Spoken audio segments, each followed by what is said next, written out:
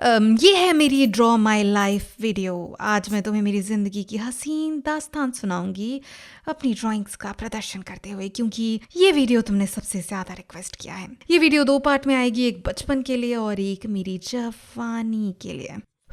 मैं ये सब बोलती नहीं हूँ, लेकिन शुरू करते हैं। जून 15, 1990 को मेरे माँ बाप को सबसे अनमोल तोहफा मिला। ये है मेरा पूरा नाम। मैं बड़ी हुई मम्मी, पापा, बड़ा भाई, छोटी बहन, कुछ मोहल्ले के दोस्त और एक लंबू सा कुत्ता भी था। दादा दादी न्यूयॉर्क में रहते थे, जो 2 घंटे दूरी पे था, पर हम उनके पास जाते रहते थे। अब वैसे तो सबकी दादियाँ पराठे बनाती हैं ना, लेकिन मैं उनसे हमेशा मांगती थी टमाटर सैंडविच। मतलब मुझे वो इतने पसंद थे कि दादी के किचन में पहुंचने से पहले ही मैं उन्हें सफ़ा चट कर जाती थी। मुझे बहुत पसंद है टमाटर। जब मैं फर्स्ट क्लास में थी, मेरी मम्मी पापा की लड़ाई होनी शुरू हो गई। एक बार मुझे याद है, वो काफ़ी ज़ोर से लड़ रहे थे और मैं और मेरे भाई बहन स्पंज बॉब देख रहे थे।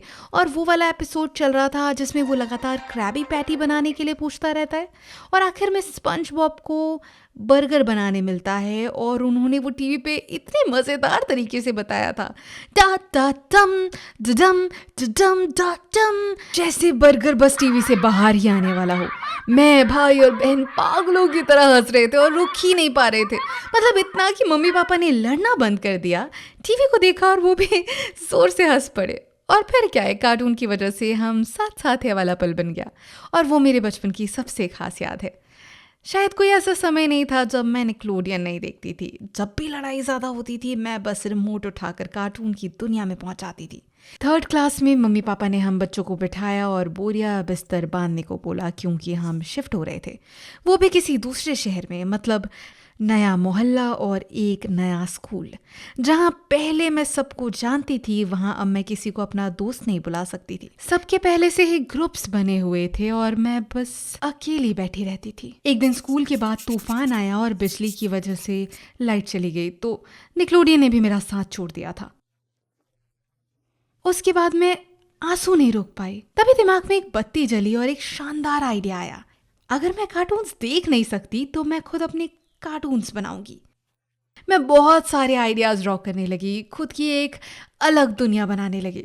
मैंने एक लड़की बनाई जो टॉम बॉय थी। उसकी शर्ट पे बिजली का निशान था, क्योंकि बाहर तूफान आया था। उसको किसी की बातों से मतलब नहीं था, वो एकदम बिंदास थी, मेरी तरह फट्टू नहीं।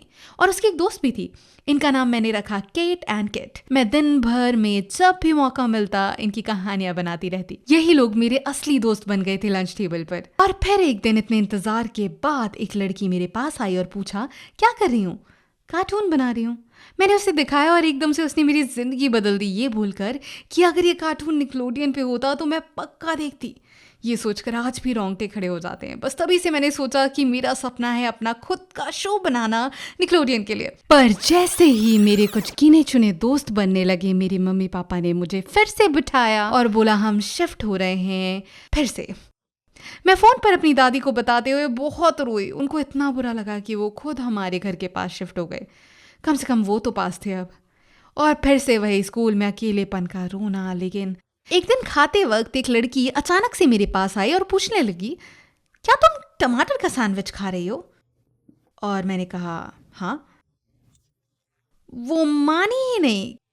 कहती है, ऐसा हो ही नहीं सकता, तुम सिर्फ टमाटर का सैंडविच कैसे खा सकती हो? तो मैंने खा लिया, वो भी कुछ ज़्यादा ही तेज़। और फिर उसने अपने फ्रेंड्स को बुलाया और बोलने लगी, देखो ये लड़की टमाटर का सैंडविच कितना जल्दी खा गई। तो मैंने दूसरा पीस उठाया और निकल ही गई। सब इतना ज़ोर ज़ोर से हंस रहे थे, मैं लोगों को हंसा रही थी और मुझे इसमें मज़ा आ रहा था। और फिर मुझे समझ आया कि मुझे लोगों को हंसाना कितना ज़्यादा पसंद है।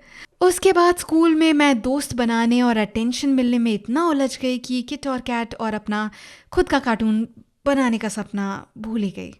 मैं पूरे वक्त बस जोकरगिरी करने लगी, जिसमें कुछ गलत नहीं है, पर मुझे बाद में समझ आया कि मैं खुद की रिस्पेक्ट करना ही भूल गई थी। और फिर मेरा वेट भी बढ़ने लगा। जब मैं 16 साल की हुई तो मेरे जीवन में लड़के आना शुरू हो गए। छी!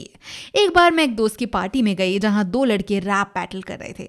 उनमें से एक तो सबको ही धो रहा था, मतलब उसकी लाइन्स एकदम फाड़ू थी। तेरी शक्ल खराब, मैं लगता हूँ नवाब, कल छुट्टा किया था मैंने तेरी माँ का भी हिसाब। इतना मजा आ रहा था। मुझे भी लाइन सूझने लगी जो मैं बोलती अगर मैं उसके साथ बैटल कर रही होती। फिर क्या, मैं स्टेज पर आ गई। जीत के नशे में बेटे होते भन नहीं, इसकी माँ को छोड़ तेरी माँ ही करती, तुझे पसंद नहीं। मैंने उसे सीधे मौत दे दी। और वो बंदा बहुत ज्यादा गुस्सा हो गया। उसे शायद मेरी बातों से उतना बुरा नहीं लगा जितना खुद के हारने से। शर्म से लाल हो गया बेचारा और फिर मुझसे बदला लेने आ गया। दम तो है तुझ में, हाँ मैंने ये है माना, पर कम से कम मेरी जिंदगी का मकसद नहीं है बस खाना। खाना इतना खाती है कि भूल जाती है चबाना। एक मिनट, सब हंस क्यों रहे हैं? मुझे अपनी मुंडी जमीन में घुसाने का मन क्यों कर रहा है? उसका मुझे मोटा बोलते ही मेरे दिमाग ने काम करना बंद कर दिया। वो बोले जा रहा था कि क्लास में कैसे हिलते मेरे हाथ का मांस और मेरी पैंट में फंस जाती है मेरी मोटी लात या कुछ ऐसे ही बकवास। मैं बिना कुछ कहे चुपचाप बाथरूम में गई और बहुत ज़ोर ज़ोर से रोने लगी। उसके बाद जब भी मैं क्लास में हाथ उठाती मैं झट से उसे नीचे कर लेती, ये सोचकर कि मोटा दिख रहा होगा। जो भी मैं करती बस यही सोचती थी। मैंने कोशिश करी ये सोचने की कि मैं ज़िंदगी में सबसे ज़्यादा खुश कब थी। फिर याद आया, मैंने रिमोट उठाया, बटन दबाया और निकलोडियन चला लिया।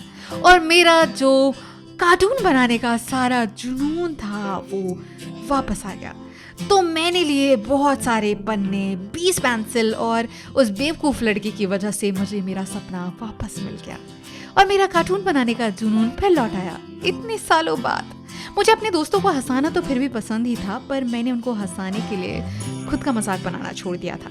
मैं खुद की रिस्पेक्ट करना सीख गई और आगे से अगर कोई मुझसे उस लड़के की तरह बात करेगा ना तो मेरे अंदर की देसी छोकरी निपटेगी उससे। अब अगली वीडियो मेरी जवानी वाली होगी जिसमें मैं बताऊंगी कि मैं यूट्यूबर क्यों बनी। और अगर तुम लंच टेबल पे किसी को अकेले बैठा देखो तो प्लीज उससे जाकर बात करो, उसकी किसी भी चीज की थोड़ी सी तारीफ कर दो।